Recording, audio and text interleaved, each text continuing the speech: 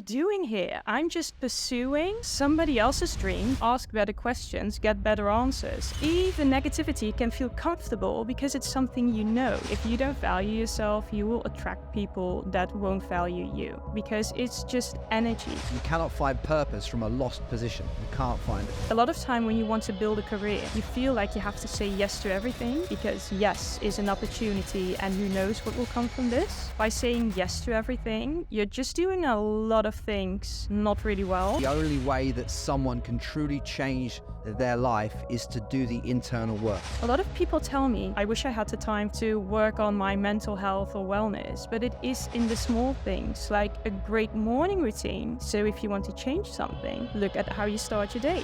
You only have one life. I mean, you should take control of the things you do have control over, because there are already things that we have to let go. So do make the most of the things you do control.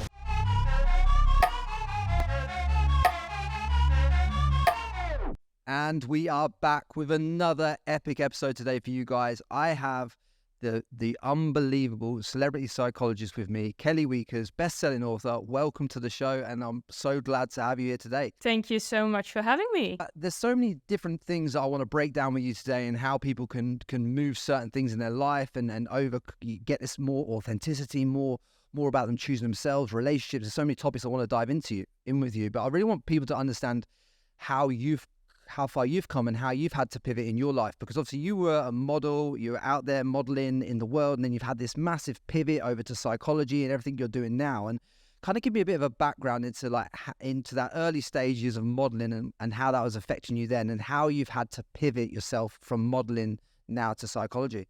Well, actually, the whole modeling thing, as I started, it's something that just actually knocked on my door, because this was like 15 years ago, so not everyone wanted to be a DJ or a model or an influencer. It was just something that happened to you as they would scout you on the streets. And like a few times someone said, like, maybe you want to get into modeling. So as this happened more often, I was like, okay, I can work in this bar and earn like a few euros, or I can just try modeling and see what happens. And that actually over the years escalated in a career that I was pursuing, and everyone said, wow, that's amazing, you're living your best life, you're traveling around the world, you're doing all these things that we want to do, you're in all these hotels. And the more years I was in the modeling industry, the less good I felt about myself. I always was quite confident about myself, but I was just in a world that made me really, really insecure. I'm actually pretty introverted, so I was in a world that like asked a lot from me, lots of different vibes, and I wasn't feeling it. So for me, it was just a really eye-opening moment as I sat in a casting in Milan, I think it was. It was for a huge fashion house, and I needed to wear like a jeans, and I tried to put it on. And of course, I was already dieting for years, working out, and just I put it on. I tried and I couldn't, so I asked for another pair of jeans that was slightly bigger, that was still like a super small size, and I put it on, went in front of this casting director, and she looked at me and she said like, oh my gosh, what size are you? And I was super skinny, seriously. And that was just a moment that I felt like so offended, but also like, what am I doing here? I'm just pursuing somebody else's dream. This isn't making me happy. I must be crazy standing here just needing to be even more skinny. So I walked out, like, and in that street of Milan, I was like, I'm not doing this anymore. I'm just going to go for that career that I really, really love. And actually, I already finished my bachelor's degree in psychology then, because I was always combining it. And I was like, I should do something that actually makes me happy, because I was just pursuing someone else's dream and not my own. And I realized more than ever that won't ever make you happy. I suppose what you identified there was like your ladder for the longest time was leant against the wrong wall. How many people do you think in life, from what you know in psychology, how many people do you think have got their ladder then leant against the wrong wall? Because I know in certain points in my life that definitely when I pursued boxing and everything like that, it was just all for proving other people a point, prove something to someone else for some other reason. It was never about me. Is that kind of how you felt in that time? And kind of, what have you noticed that other people are going through? Definitely. And I think that's the number one thing when I speak to CEOs, celebrities in my work. They often don't feel good, or as they aren't themselves, authentically themselves, or striving for goals that they don't want to reach because they just created this world around them or a career that they just don't get anything from. And if you look back into psychology, now I understand that it's very logical, because as kids, we are so dependent on the validation of our parents. So we just learn to be validated by other people because it's a need for survival. It's how we get food, how we get our a safe environment to stay in. And it's something that you really have to learn later on in life. Like, how can I validate myself and not continuously seek it still with my parents or friends or peers or society? And I think this is what a lot of people find hard. And then you have the whole social media thing going on. So we see all these people living perfect lives and going after goals we should go for. But do they actually make you happy? So I think this is a struggle for many people. So when you're talking about like a practical task that this audience could do right now in order to find out, what they're pursuing their actual thing, or is it for some other reason beyond that? How would you actively tell them to do that? If I, as a psychologist, would be in a first session with a client, I would always ask them, what do you really want?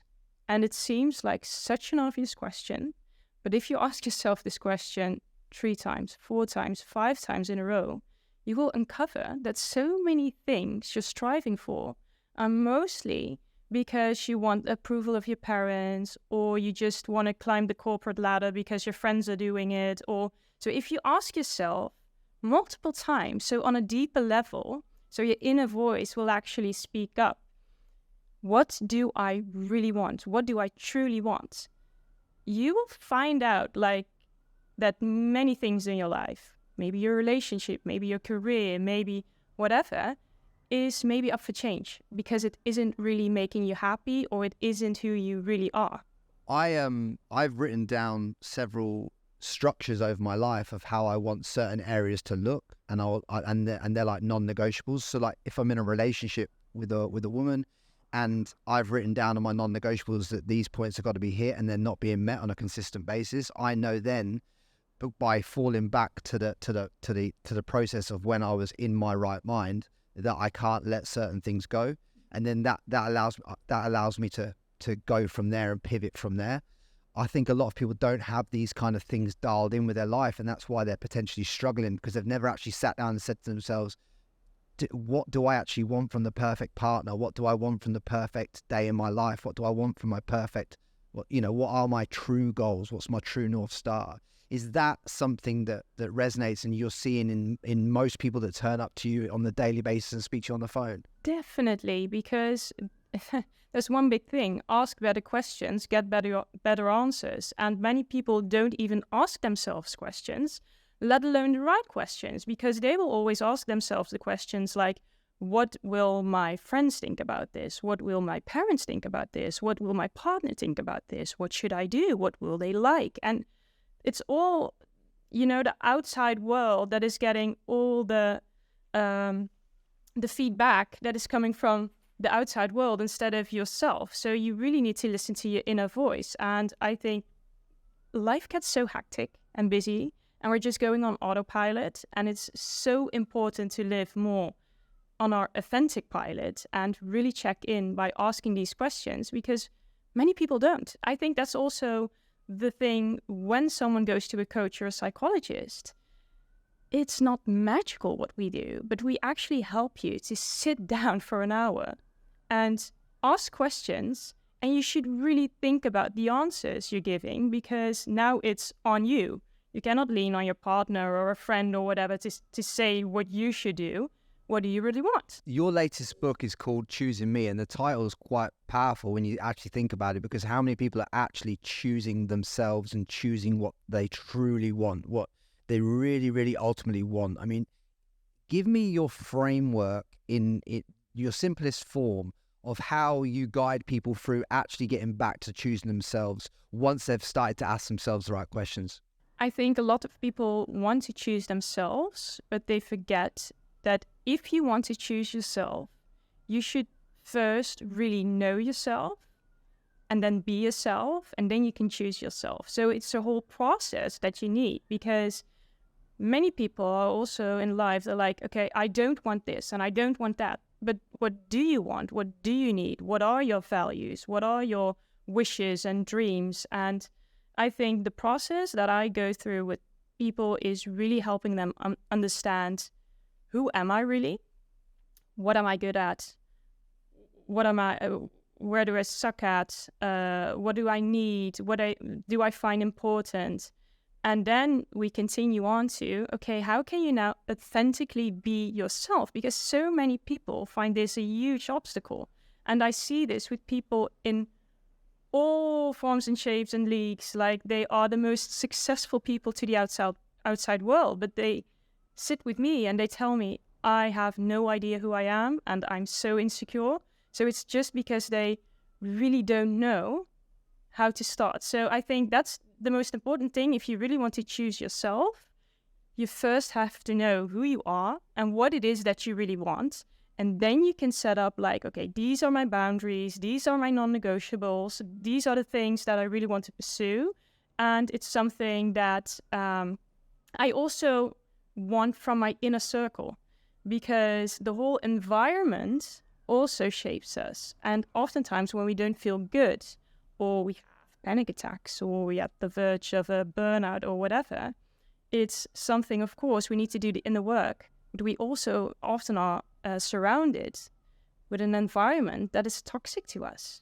Not the right people are in there, not the right habits you're doing. So that's really important. So would the first step then be to sit there with the journal and start to work out exactly what you want and who you truly are? And then from that point, you have to assess the environment that you're in, the people you're hanging around with, the business that you're in, and everything else in your life to kind of put that first initial picture together. And then once you've got to that stage, how do you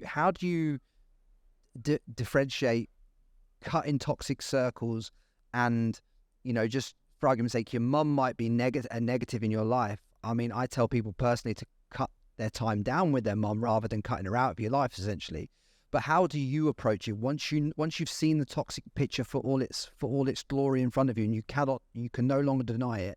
How do you go about dissecting how much to cut out, when to cut it out, do I move locations, and everything else like that? I think the most important thing to understand is, why do I do what I do? So when you understand your past and your patterns and who you truly are, you will see that some relationships that you formed, it could be a love relationship, but it could be friendships, or with your mom, dad, whatever. What is behind those relationships? Because oftentimes it's a pattern from your past that you always needed their approval, or they always told you that you are worthless, or they always told you you're not smart enough, you won't make it. So later on in life, you build relationships that oftentimes give you the same feeling, because that's just what's familiar to you. So I think once you uncover that pattern that you always had and why you have these relationships in your life, it's the first thing is try to adjust these relationships, because people don't know the process you went through. So it's really important to explain to them, okay, I learned this about me. I've been okay with this and that for a long time, but I'm not okay with that anymore. These are my boundaries. I'm going to say no to this. I let this happen for many years, but I'm not feeling good if someone does this to me. And I think many people, if they are important to you and if they love you and they want what's best for you, they will be able to help you in this and they will move along. So I think breaking off relationships, as you said, that are really toxic, for me, are relationships where you explained where you're coming from and what your emotions are and what you want to change in your life, but they are not willing to do it because they profit so much from you not having boundaries or whatever you were doing, that they're like, no, this is me, and this is how you get me. So I think with friends, it's often more easy to just cut it off, because people come, people go. We should accept that some people will stay in your life for a whole lifetime, and some people are just there to teach you a lesson. And don't make it too harsh on yourself. Just cut these people off because they're not bringing you any value in life. But I think with family, it's often like minimize your time spent with them, because that's just how they will learn that your time and energy, you will always spend it wisely and on the people that actually mean well to you. So if they don't help you with this, the logical consequence is that you won't spend time with them, or a lot less. So you don't. I have seen people that are way better off just cutting cords with closest family, like moms, dads, sisters, brothers, because the relationship is so extremely toxic. It will mess up their whole life if they continue that relationship. But many relationships do benefit from communication and a mutual understanding of your growth process.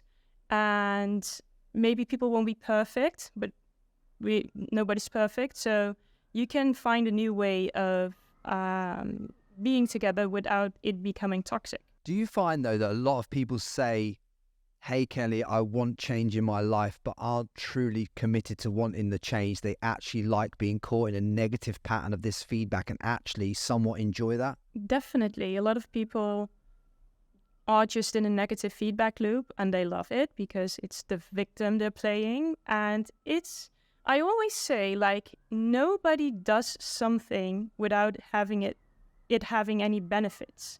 So if you do something and you tell yourself, oh, I don't know why I do this, because it's always, it messes up my life, or people get angry or whatever, they do it for a reason. Human behavior is like that. It's like an existential, how do you say it in English? Like our needs for survival is only doing things that we actually benefit from. So people that have toxic behavior or are victims or want to change but never do change, do that because it's providing them with something. It's the attention that they get from people in the inner circle. It's the comfort of living an unhappy life, but it's something they know at least what's happening because they're just too scared to go out of their comfort zone. It's always giving them something. Nobody does something without having any benefit. So it's almost like they're getting high off their own negative energy creation that they create off the back of trying to trigger you into a pattern of lowering your self-worth to meet their expectations. And this happens a lot in relationships, doesn't it? Where, you can clearly see that a couple are not meant to be together, but they've kind of become both addicted to the negative patterns that bring out the worst in them, and they kind of love to keep repeating the pattern. If someone listens to this podcast is in that kind of relationship that's kind of, they know it's gone its course, they know that there's better out there, they know they have to break free, but they're just kind of addicted to that negative pattern of like reinforcement and everything that they're doing. How do they break out of that pattern now? How do they actually take action and break out of it? I think it's really important to understand that it is an addiction. It's an addiction to the criticism you're getting, the excitement of never knowing what's going on. Although it's negative, it's still like something we crave because maybe our childhood was filled with uncertainty, and it's something we seek in our partners because it's familiar. So if you see it for what it is, that it's something life is just giving you because it's mirroring, like, okay, do you want to take control of this? Do you want to heal this? Or are you going to continue this? I think that's the most important thing, to actually see what's going on, because you can't change what you don't acknowledge. So if you say this is normal in a relationship to happen, you will just continue on doing it. But sometimes you have to have this epiphany moment, like, oh my gosh, I see myself standing here arguing with my partner, like how my mom and dad always did that, and we're doing it, and the kids are here, and it's like a different time, but the same place. So I think you have to see what's going on for you to see, okay, this came into my life, this relationship, this person is just almost like, how do you say that in English? A paean, like it's someone who is just here to teach me a lesson and to help me grow. But if that person doesn't want to grow with me, we will be stuck at this level forever. So it's leveling up together or going your separate way, because a negative person or a person that's baseline is just lower than yours will always pull you down if they are not willing to grow. So predicated on what you've just said there, Kelly, then people's external reality is a reflection of the reality that they're living internally, and then that projection becomes a mirror back to them that essentially sets their standard for the world on the outside in, which means then the only way that someone can truly change their life is to do the internal work. Definitely, because if you know yourself, you know what patterns are motivating you to do whatever in life, from the career you pursue to the love you choose. It's all based on our earliest childhood traumas, but not only traumas, also the good things that we took from our childhood, but they are our baseline, and we will always search for things that are familiar and that are like, oh, this feels comfortable. Even negativity can feel comfortable because it's something you know. So that's why it's so important. That's why so many people say, I don't know who I really am. And that's why it's so important to understand who you are and where you're coming from, because that creates your present and it will create your future. Because if you keep doing the same thing, you will keep getting the same results. When it comes to relationships, again, like there's if you're someone who's single out there and you want to go out into the world and meet this partner because you're longing to do that, for argument's sake, how should you be turning up so that you turn up in the best possible light so that you can attract the right kind of person to you, so you don't end up putting yourself in that pattern again? I think one of the most important things we can do, and it's super radical because a lot of people can't do it, is truly love ourselves. I know it sounds like a cliche, but once you love yourself, you go out into the dating world with a clean slate. So you're looking for someone that can actually add value to your life, and together you can be even a stronger couple, instead of searching for someone like a piece of the puzzle to try to fix something that's broken. So oftentimes we go into the dating world and we just search for some illusion or something we know from our childhood, and it's not something we truly need, at least not if we want to become the person we truly want to be. So the most important thing is not going into a dating scene seeking for love because you always feel like you're not worthy, you're not good enough, you're insecure, because you will attract the wrong people. So yeah, because you feel that insecurity, then all the relationships that you attract, even though there may be beautiful women or beautiful men coming into your life, they're all mirroring the same lack of self-worth within themselves that you've got. And then you come together and form this negative, toxic pattern that moves throughout your life and then takes you to the destination that you said you didn't want to go to. Exactly. If you don't value yourself, you will attract people that won't value you, because it's just energy. Everything in this world is energy. And if you go into that lower vibe, I really feel that you will attract the wrong people, and they will continue coming back into your life in different shapes and forms until you understand the message. You have to value yourself, validate yourself, and you will attract people that validate you, because loving yourself is, I will stop having bullshit excuses. I will take good care of my body and mind. I will speak lovingly to myself. And if you don't do that, you will find someone who will not do that, because they have their own problems. They are insecure. They don't feel good about themselves. They will get jealous.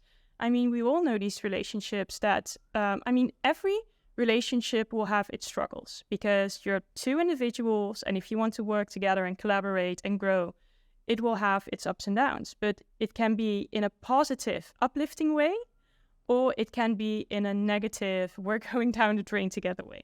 I've actually experienced this firsthand in my life, and found out places that I wasn't fully healed and fully free along the journey, because whilst I've been doing this podcast the last 4 and a bit years and speaking to everyone along that journey, I've obviously tried to date at different points during this time, and from that, what I've noticed is, yes, on the outside, these women are beautiful and they've got all this other stuff going on in their lives, but certain parts of their makeup is reflecting back onto me where I'm not free, and it's taught me a lot of interesting lessons on that internal conversation of like, well, we've got to work on yourself here, Frankie boy, because if you don't, like this, you're going to keep getting this type of woman in your life that's kind of like a disrespect to yourself kind of thing when you allow that to keep coming into your life. Is that something that resonates and you kind of see? Definitely. And I think it's also a good thing. I mean, I can count on my 2 hands like how many faults I made, like dating the wrong guys, but also choosing the wrong career, the studies I chose. Like, we need to make mistakes and do things that we end up feeling like, okay, this wasn't such a good idea, because it teaches us so much about who we are. So, I mean, it's not that if we have to wait until we're fully healed to go into the dating scene, sometimes you can wait for a long, long time, because it's learning as we go, it's trial and error. So I think it's normal to attract people and not being a great match because you still have things to fix. But definitely, if you go into this scene wounded, you will see that these people will come to you all the time. You will never find the right partner. How many times do you hear people say, I don't know what it is. I keep on meeting these shitty guys, or these women that are only out for my money, or it's something, it's your energy also that attracts these people into your life. And that's the thing you want to uncover. You are what you continually tell yourself to be. Like, you condition your mind to manifest, if we can use that word, the reality that you're living as that mirror. So if you keep telling yourself that, all women are this and all men are that, and this is this and this is that, then that's what you're going to be living. Yeah, that's so true. If you think that all men are douchebags, you will meet all of them and they will all feel the same. So it's so true. I think everything, it's some call it manifestation, you can call it neuroscience, it's whatever you think, you become. So your thoughts create your reality. Your reality is like, it creates your emotions, your behavior, and that is sent out into the world and people will perceive it. So you can just tell when someone that is healed, or at least is working on themselves, walks into a room, they ooze a different energy than someone who is struggling and negative. You can already feel it. So it's like the reality around us that we create. And I mean, that you see a lot in the dating scene. And then,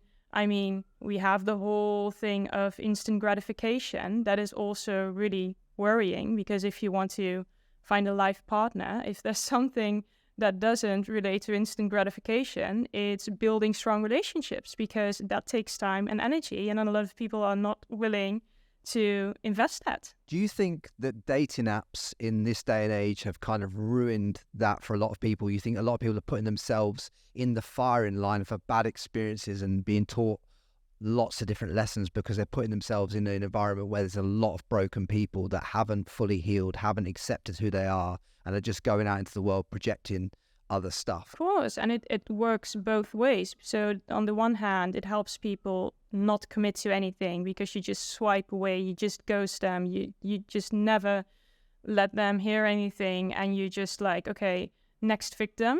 But on the other hand, it's also continuously the negative feedback. Oh, I'm not good enough. Oh, he only wants to date me once. Oh, she is only after that trip or whatever. So it's, of course, it's not the right way, because for many people that have long relationships, when they met, they will tell you, of course, maybe that was love or an instant connection.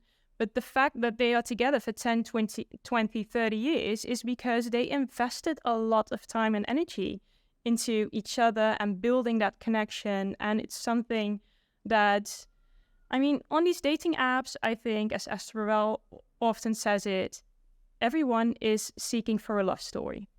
But do you want a love story or do you want a life story? And that's something totally different. And I think that commitment is hard to find with people. So if it's not perfect, they're like, whatever, I'm not spending any time on this.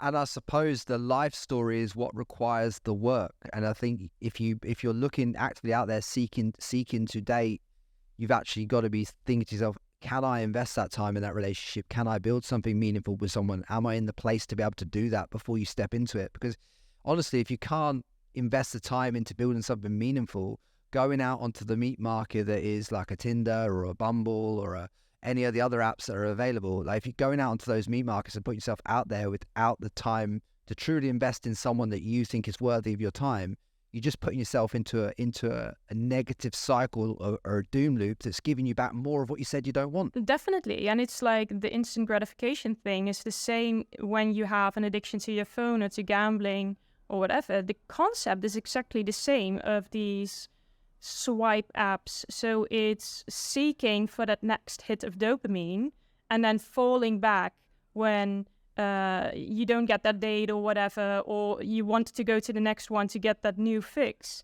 And it's something you have to break free from because it's actually an addiction. What do you find are some of the biggest negative things that people go into when they're not feeling the happiest within themselves? I think the worst thing they can do is that's why we probably have a burnout epidemic, is that they just spend a lot of time with people and in environments and on things that they don't get any energy from. So if you are not happy, it means that whatever there is in your life, it isn't giving you any energy. And mostly that are the people that are in your life, or work is of course very important because we spend many time at the workplace or at your office or in the job you have. And if you don't get any energy from that, you will get a burnout like in a certain amount of time, because it's like we have an internal battery. We have to be in balance. So everything we do in life, some things will cost us energy and some things will give us energy.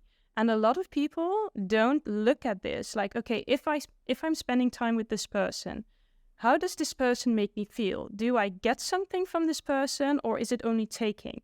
Jobs, they will just go on automatic pilot for 3 years, like, okay, this is what I need to do to get where I want to go. No, it's way too long to spend so much energy on something that isn't giving you anything. That's why people end up with a burnout, like, and all these young people, because they're going hard on everything that is not giving them anything. So they are spending their time on dating apps, in social circles that are only making them insecure, and in a job that they just pursue to gain the likes of the people that follow them on Instagram, instead of thinking, okay, what do I really want? What do I really need? So I think we can all go through different phases of a life, and sometimes things give you a bit less energy, and it's also normal to have these ups and downs. But in general, if you look at your week and all the things you spend your time on, it should be like a balance scale. If it's not balanced, you will have a problem. Yeah, I fully resonate with everything you just said there, because it's like with that Instagram, with what you said there about Instagram, for argument's sake, because that's a platform that most people, and a lot of people that listen to this podcast will be spending their most time on. If it's not TikTok, it's going to be Instagram. The most important thing that you can do is curate your feed to feed you things that make you feel lifted. So one thing I did quite a while back ago was I was following like 2,500 people, because I'd followed them all the way through my travels and everything else. And it's just like, well, what? I don't want to see 2,500 people's worth of noise, not because I dislike them or not because I've got anything personal, like, but I may have met you in XYZ country, but now we're 4 years on and I've never spoken to you since. Like, just because it's nice to follow each other, we don't have to follow each other and consume each other's content if we're not resonating. So it's about taking permission, isn't it, Kelly, to say, well, is this person actually giving me content that actually inspires me to move forward, to have something more fulfilling in my life, guiding me towards what I want? I see a lot of girls following other girls doing stuff that they don't want to do, like that. That just because your mate starts OnlyFans, for argument's sake, doesn't mean that you have to follow her content and be indoctrinated into this sexualized world that we're living in right now. Because that's going to put you towards what you said you didn't want. If you want the love and relationship, you're not going to find it by looking at someone else's content like that. Is that something that you're seeing on a basis now that's really impacting people? It's so true, and I think people see it as something trivial. Yeah, who cares? Whoever I follow, doesn't matter. But look at your screen time. How much time do you spend on Instagram? And how many accounts actually inspire you to be better, to be healthier, to be stronger, to learn something? And how many accounts make you insecure or bored or sad? I think it's so important that we curate our time. And we always, at the start of a year, we want to change our life. But actually, you change your life by changing something in your day, and something small, like who you follow. And what you feed your mind with is so important in how we feel, because it creates our reality. Because if you follow 1,000 people that don't inspire you, you won't feel inspired. And if you change this into thousands of accounts that actually learn you something, you're like, oh my gosh, I get so much value from being online. So it's you create that reality. Well, these apps essentially are designed to capture your attention. When you go on there, even if you say you're going on there like a creator like me and you are, just to post a piece of content, Kelly, I'm sure when we both go on there that we lose a little bit of attention in that feed, because it's called a feed because it's feeding you what you say that you want. Now, if you want something different and something better for your life, you've got to re-educate what that's feeding you. And the best way to do that is to unfollow the people that don't inspire you, aren't on the mission, aren't in the pursuit of the greatest version of yourself. And that is all about, going back to your book, choosing yourself, choosing me. That's what that is. It's about every area of your life you have to audit so that you can choose me, essentially. So if you were going to give people the set of places in their life to first audit in order to, in actionable steps, audit this first, audit that, audit this, audit that. What steps and what places would you audit first as a from today? Like if they were just going to sit down today and audit it, which ones would they do? I think the biggest thing is, if you want to change your life, change your day. So really look at how you spend your time in one day. Just like this day today, listening to this podcast, open up your schedule, see what's going on, and actually take a piece of paper, write a plus and a minus, how do you say plus and just divide whatever you're doing into, is this giving me energy or is this taking energy? Meeting up with that friend, is that giving me energy or is it taking energy? But be real strict. So if you wake up in the morning and you open your eyes, what do? Do you open Instagram? Are you going to look at all these accounts you actually don't want to follow that make you insecure? Or do you journal? Do you start your day with journaling? So a lot of people tell me, well, I don't have the time. I wish I had the time for all these things to do and to work on my mental health or wellness. But it is in the small things, like a great morning routine will set you up for an amazing day. So if you want to change something, look at how you start your day. I mean, you can scroll away for an hour, or you can journal for 10 minutes, take a cold plunge, do some breath work, and read 10 pages of a book.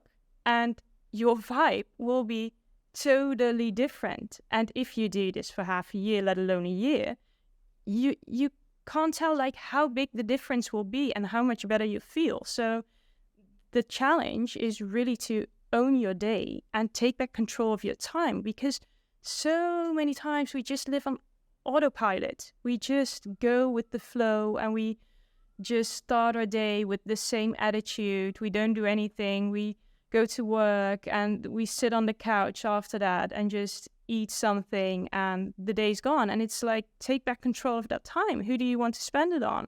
With what people? What do you do? How do you create your morning? What does your evening routine look like? There is a lot to gain there. Quick one for you guys. This podcast is sponsored by contentremover.com. As many of you are probably aware, I set up contentremoval.com in 2017 to help people remove all forms of online content, and I've looked after some of the biggest names and brands in the world doing it, and I would love to help you if you're struggling. If you're struggling to remove images, videos, search results, fake accounts, or anything online, go to contentremoval.com and we'll help you today. When you were first implementing this stuff in your life and you were started to really get in the weeds and see all this stuff for yourself for the first time, what were some of the key areas that you was where your attention was really being stolen? Like what were the ones that were really bugging you? I think privately, I never realized, I only realized that later on, that I'm introverted. So I could never understand how so many people around me, I surrounded myself with extroverted friends, how they always gained so much energy from going out and just meeting up all the time and just speaking on the phone and texting. And it drained me, not because they drained me, but just the social pressure of always being on. And I didn't understand back then that I was an introvert and I just needed my alone time. So it's not that I'm socially awkward, but it's just that I need time with myself to recharge my battery, as extroverts need time with others to recharge their battery. So that for me was like such a moment because it totally changed my schedule. And now I still want to be social and I have great friends, but I also know that I need my time for myself to do the things that fill my cup. And I'm really aware of that. And it's also something that I'm really strict in, and I never let that go. And I think if I look at the business-wise part of me, that really messed up my schedule, but also how I felt, is that a lot of time when you want to build a career, you feel like you have to say yes to everything because yes is an opportunity and who knows what will come from this. And after a while, I really realized that by saying yes to everything, you're just doing a lot of things not really well.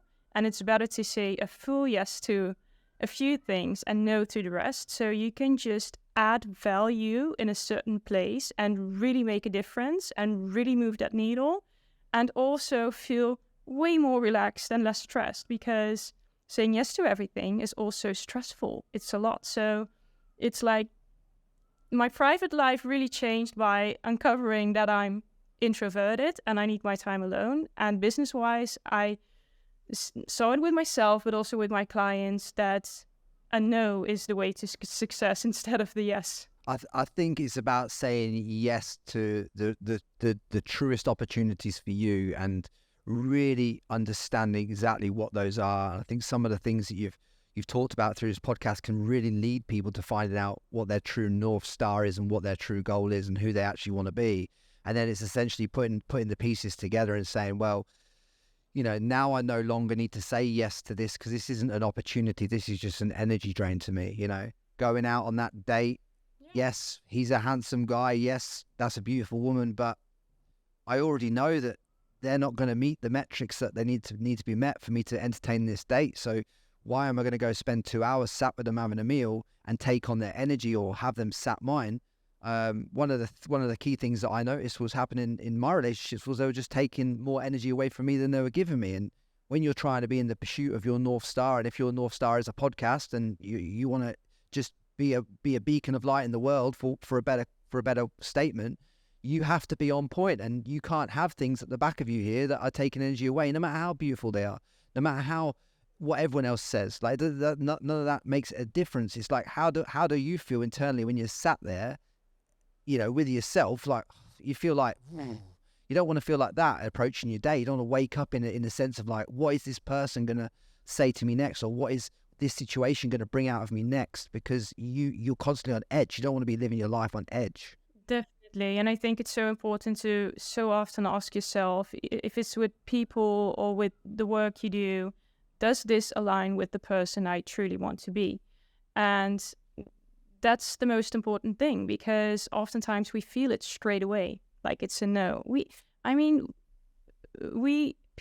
so developed when it comes to our intuition, instincts, our gut feeling, however you want to call it. But we just want to rationalize everything, or want to be seen as kind or understanding, and we just do things, although we already feel this is not for me, or this is bringing my energy down, or this is not something I want, but what my family wants, or this is not something that aligns with the person I want to be. And I think it saves you so much time and will make you so much happier if you give yourself permission to just be bold in the decisions you make and just say no, or cut things off, or minimize time spent on that, because you only have one life. I mean, you should take control of the things you do have control over, because there are already things that we have to let go. So do make the most of the things you do control. There's a lot of talk at the moment about high value women, high value men. There's a lot of red pill, blue pill community talk about this, and they all have differences of opinions.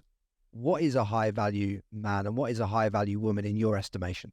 I think that's really hard to say, because I think it's also something that is now created, like what truly is high value. And I think that's something for ourselves to decide, and for everyone it would be something different. So it almost feels like if you are not like the whole package, you're not high value. But actually no one is the whole package. Everyone has something, and I think you just have to search for someone that is the building block for a more beautiful life together. And for everyone, that is a different building block, because we all come from different backgrounds. We all want different things. So you just have to partner up with someone that actually gives that to you. And for me, that can be someone totally different than who that is for you. And it doesn't make the one or the other better, in my opinion. It's just, what is it that you need and what do you want out of life? And that should be a partner that is good for you and that isn't playing into your traumas or destructive patterns, but is actually giving you something that helps you grow. How do you know, though, the difference between someone playing into your trauma and someone who's testing you in ways to make you elevate in a certain area? I think it's really interesting. And this is why I wrote my last book, Choosing Me, and we discussed the whole thing about the past. We should all try to at least once take the time to think about our past and just write down, like, okay, if I think about my childhood, what comes up first? What is like an impactful moment that I still know that really impacted me at the time? Could be something really amazingly positive, could be something that was horrible. What is the thing that really reminds me of my past? What is the general idea I got? Like, how was my relationship with my parents? Did I feel loved? How did they love me? How was their relationship?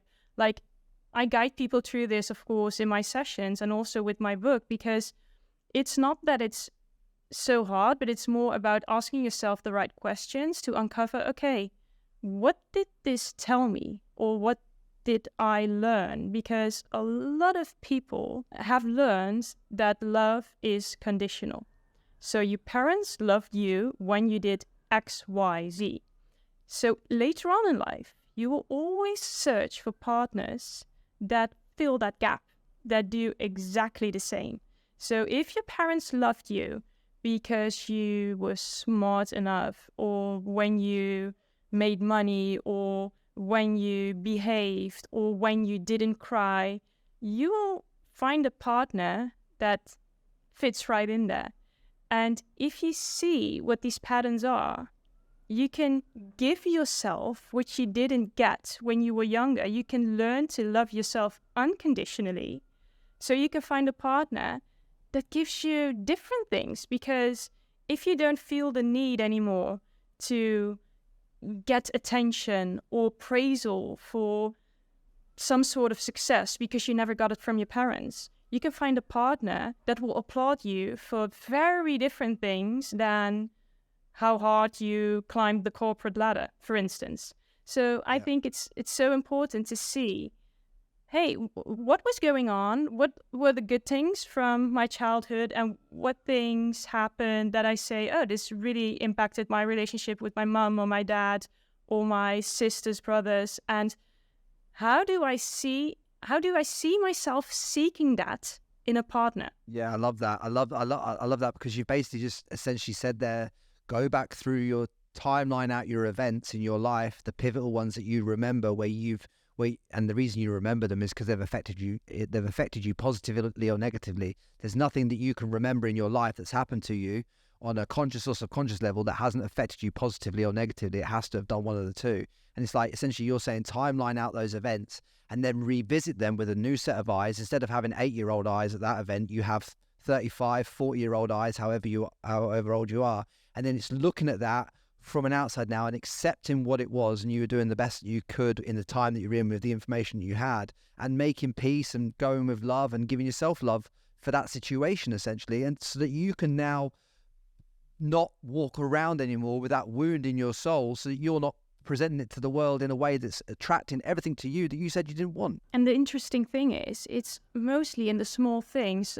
If I would uncover with a client that like they really missed praise in their youth, so they were always like criticized, and they always felt like, I wish my mom told me, you did so well, I'm so proud of you. We always crave people that actually do the same thing. You're never good enough for that person. So you will always seek someone that gives you the idea that you have to work hard for them to love you. So if you then start doing something simple by knowing this, simple like using affirmations, telling yourself every morning, you are good enough, you are worthy, you are deserving of love, you are amazing as you are.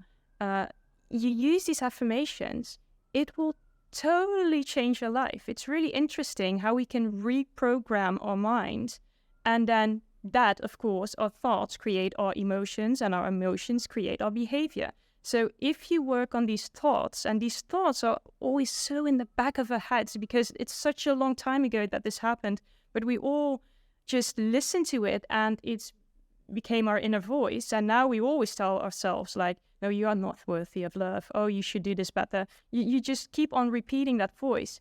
If you then give yourself the antidote, and you do that by using affirmations on the thing you really crave, it will be a totally different ball game than stepping into, for instance, the dating zone, because you feel different, because you're already giving yourself that love that you crave but didn't get.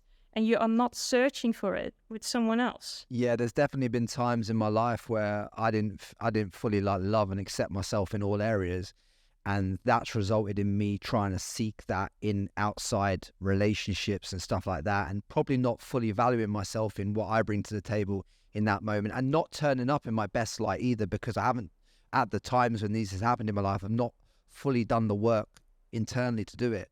Now, as a man, I feel like my best route to having the loving relationship that I want, and you tell me if I'm wrong, but is to just be in the pursuit of my greatest version of myself and my podcast and everything I'm doing. And I think the right person just aligns with you along that journey. And you don't really have to worry about trying to force anything down the path. I think it just all aligns. Am I right in thinking that's the best way to play it? That's so true, because that's a higher vibe. You just want to grow.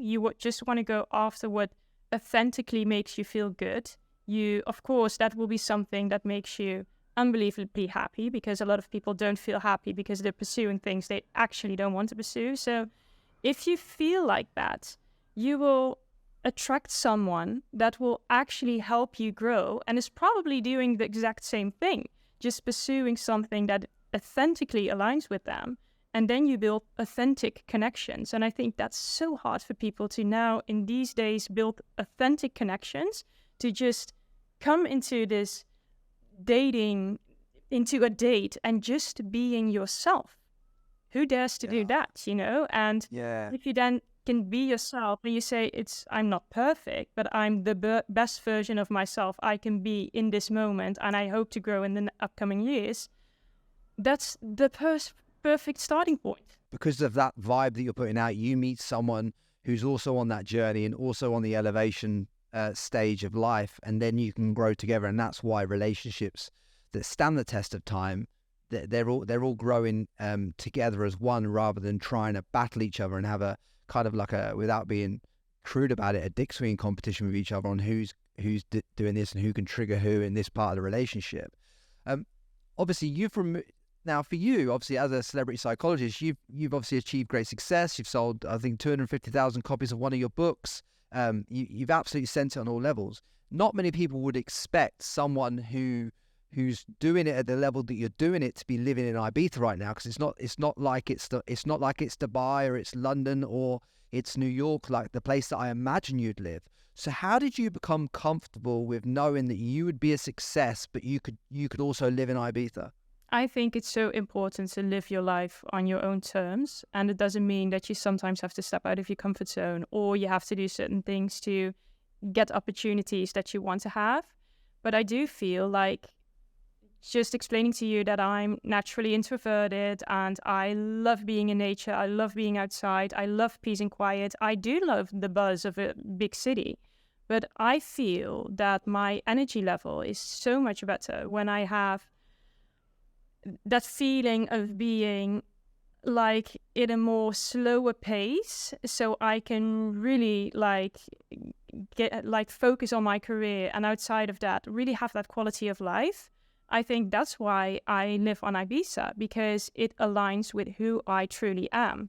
And I know career-wise that many people would say, okay, you should move, you should actually live in London or New York. But I do feel that if you are where you most come alive and where you're buzzing with energy, that is what you need to actually build your success. So that's why it was for me a logical step to go here. I still think one of the most powerful things that you can do in your life that changes, what you're eating, what you're surrounded by, the family ties problems and everything else, is to move your location. The biggest thing that changed my life was going to Australia. I went there in 2014, was there for 8.5 years.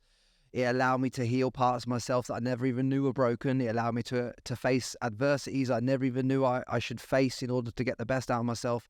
And it allowed me ultimate freedom in all areas of my life so that I could communicate in a fashion that I wanted to communicate with the world. So, I think, and just judging by what you've just said there, I think the key thing that's allowed you to light up the world in the way that you are currently lighting up the world is your location and your ability to discern that this is the right location for me because it lights me up in the way that makes me allowed to deliver my value to the world, essentially. Yeah, it's so good. And as you say, if people would dare to do it, like moving locations, it's like a hard reset. It's a hard reset of your inner circle, of who you are, how you are going to show up. And it's the best opportunity to really be true to you. So a lot of people feel confined because of the environment and the job that they have and the friends that they have, and I should just do the same thing because otherwise it will all break down.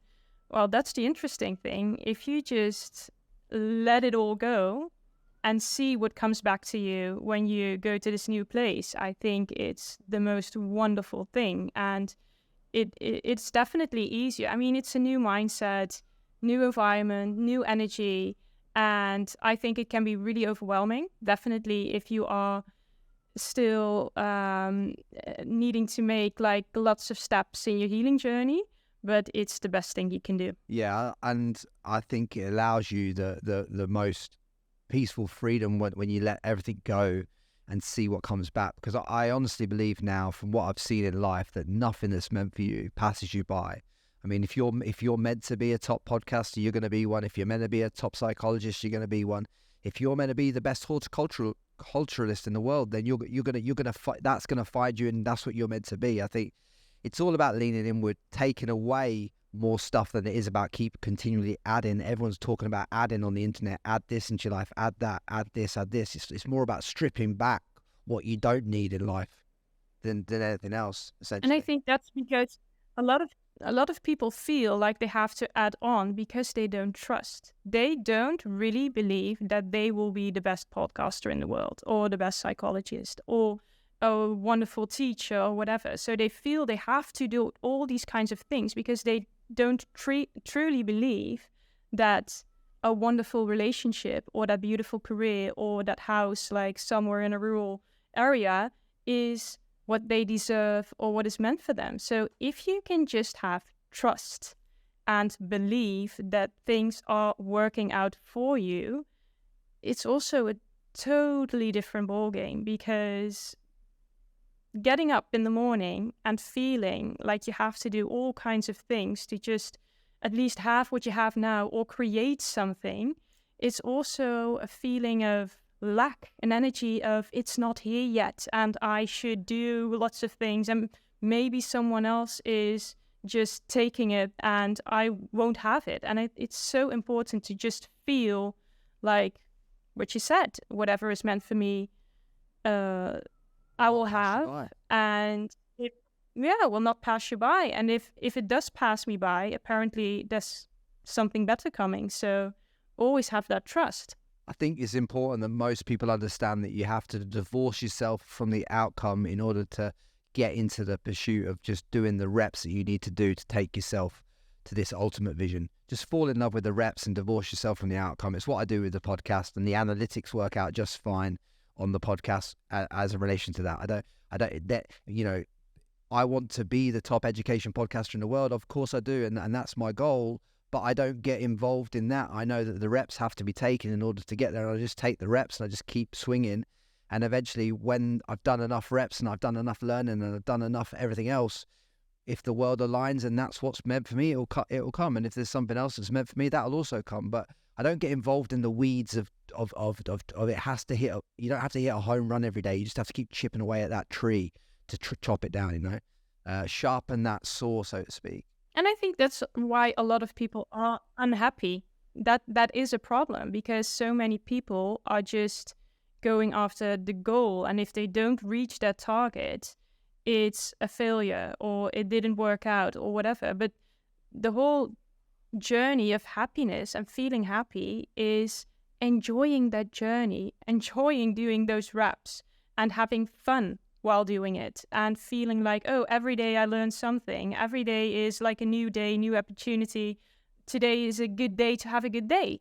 So if you always feel like I can't be happy until I have that kind of relationship or that kind of business success or that house or that car, it's such a superficial thing to chase after, and it will make you very unhappy because, happiness will come to you in different shapes or forms and many times in a totally different way than you expected it. It shouldn't be a struggle, essentially. If you're struggling at something and if everything has to be hard or it feels like you're pushing it uphill, you're pushing the wrong thing. You're making something move that shouldn't really be moving, whilst other things are stagnant, which should be moving. It's like you're fighting a battle internally that the external world is going to keep giving you back the lesson if you keep fighting the internal conversation. So resolve the internal conversation, like Kelly's told you. The questions to ask yourself, how you radically honest, everything that Kelly's told you in this podcast. Do that work, uncover who you are, go a little bit deeper into actually who you are, and then you can build off a good solid base. I think what I've noticed from speaking to a lot of people and having DMs like I'm sure you have, Kelly, is like what a lot of people lack is they ask you questions predicated on the external answer rather than what the internal conversation is saying. So they always feel a little bit lost. When you are lost, Kelly, like you cannot find purpose from a lost position. You can't find it. No, and they always try to have that outside validation. So they try to seek a purpose that will make other people think, oh, wow, she did well or he did really well. And I think that's something you should really learn to validate yourself, because that is something that will totally change your life. Because for me, looking at my past, I uncovered that I chased a lot of goals because I just wanted to show people that I wasn't a dumb blonde and I could actually do something.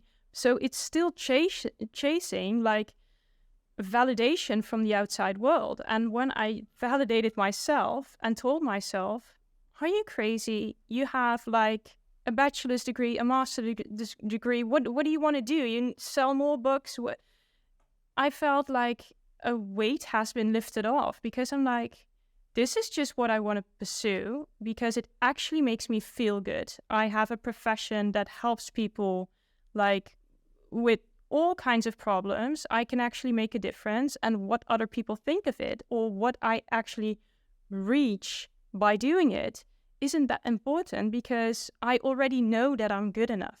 And I think just the whole validation and outside validation, so many of us have this internal voice that says, you're not good enough. And that's why we're running in all kinds of directions in our relationships, in our careers, with family, that we don't really get to a point where I'm like, okay, I feel good about myself. And from that point, I'm going to choose how I want to spend my time and with whom I want to spend my time. Yeah, and imagine going through life in the constant comparison with other people's journeys and what they're doing.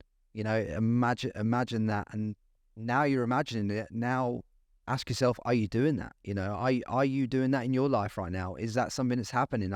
Is there someone you're comparing yourself to? Is it other girls on Instagram? Is it other guys doing this in business? You know, because we can all get into this. I've spoken to guests that have got in comparison theory. They're doing 30 million and someone's doing 100 and they're in comparison theory. I'm like, mate, you're doing 30 million. Just be grateful and understand that you're in the pursuit of whatever you're right, and you're at 30 million. It's not that bad. It's not, but there's a story about a Chinese billionaire that went from being worth 10 billion to 1 billion, and he killed himself because he had become attached to 10 billion. Like, he had become attached to that number in his head, and him having one just didn't feel like he was enough anymore. And I think that is a perfect analogy for what everyone's facing in life. Really is. It just describes everything. And that's why so many people say, I don't understand why celebrities can have burnouts or depression, or why they would commit suicide. Why would you be unhappy if you have money? But the money is nothing, it's all about how do you feel about yourself? Who do you compare yourself with? Can you validate yourself? Do you love yourself unconditionally? Or do you think that you need this kind of money or that target or that car or whatever to feel like you're enough? Because then there will always be someone that has more or is prettier or can do more reps or... we're with 7 billion people. If you are looking for a competition, you will always find one. And there will always be someone better. So just quit with that whole thing and just run your own race. Yeah, and find that internal genius, whatever that is for you, because there's some internal genius within you that is something that just lights you up, that is hard to other people, but for you it just becomes easy. And find that in as many times as quickly as possible, and then put that out to the world and give that away, and you'll start to see more abundance come back to you that way. But if there's one thing that you could just, if you had to check out the world tomorrow, Kelly, and you can't leave any of your work, but you could just leave one piece of golden wisdom to this audience and this world that you think would create the biggest shift in their life, what would that be to you? Love yourself. It sounds so cliche, but if you can love yourself, truly love yourself, you can build deep and meaningful connections with others. And that's something really important for our health and our happiness. And I think you can build the most meaningful life with a great purpose if you really connect to yourself and love yourself and dare to authentically be yourself. And I think that's the biggest challenge of so many mental health issues we now see, from having stress, burnouts, panic attacks, anxiety. It's all stemming from a feeling of not loving ourselves, not being who we truly are, or feeling like we can't live the life we want to, although we know what we need, but we don't dare to do it. So we are just not aligned. And I think now sometimes it goes into, okay, so you have to uncover all your traumas, or you have to exactly know your purpose. But if you love yourself, you also know that you stumble your way upon success and happiness, and you just free yourself from having it all fixed and having to know everything. And instead, as someone told me just recently, living in the zip code of I don't know, and just enjoying it and feeling so good about yourself that you from there create all the things you want in your life. And we always try to create from a lack and not feeling good enough, and always searching for something to fill us up instead of coming there as a whole and then trying to pursue things. I love that. And I hope this podcast really resonates with all of you that are listening to this, and kind of really shifts your focus. I want you to all go out and grab Kelly's book, Choosing Me. It's out now. It's available on all the platforms. And I'll put the link in the show notes to all your information, Kelly, where they can follow you and find you as well. And I just want to say thank you for coming on here and sharing your wisdom and your insights to shift people out of this reality of lack and into a reality of abundance. Thank you so much. And thank you for sharing your story. I'll just try and add in a few little bits every now and again. But thank you very much, guys. Thank you, Kelly. And subscribe to us on wherever you get your podcasts. Share it on your social medias. I'd appreciate all of that. And much love. Guys, do me a solid favor. Drop a comment below this video and let us know who you want on the podcast next.